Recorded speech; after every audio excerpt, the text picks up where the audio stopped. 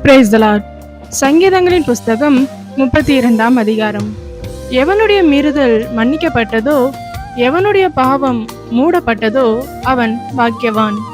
எவனுடைய அக்கிரமத்தை கர்த்தர் எண்ணாதிருக்கிறாரோ, எவனுடைய ஆவியில் கபடம் இல்லாதிருக்கிறதோ அவன் பாக்கியவான்.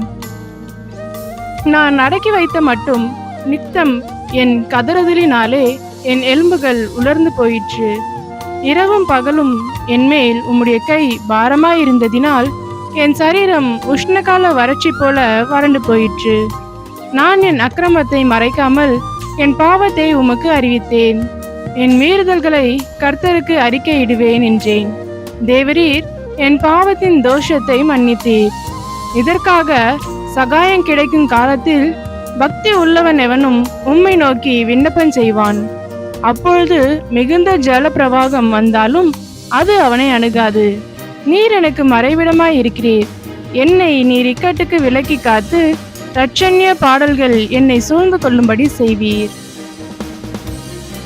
நான் உனக்கு போதித்து நீ நடக்க வேண்டிய வழியை உனக்கு காட்டுவேன். உன்மேல் என் கண்ணை வைத்து உனக்கு ஆலோசனை சொல்லுவேன். வாரினாலும் கடிவாளத்தினாலும் வாய் கட்டப்பட்டால் ஒழிய உன்கிட்ட சேராத புத்தியில்லா குதிரையைப் போலவும் கோவேறு கழுதையைப் போலவும் இருக்க வேண்டாம். துன்மார்க்கனுக்கு அநேக வேதனைகள் உண்டு. கர்த்தரை நம்பி இருக்கிறவனையோ கிருபை சூழ்ந்து கொள்ளும். நீதிமான்களே, கர்த்தருக்குள் மகிழ்ந்து களி கூறுங்கள். செம்மையான இருதயம் உள்ளவர்களே, நீங்கள் எல்லோரும் ஆனந்த முழக்கமிடுங்கள். ஆமேன்.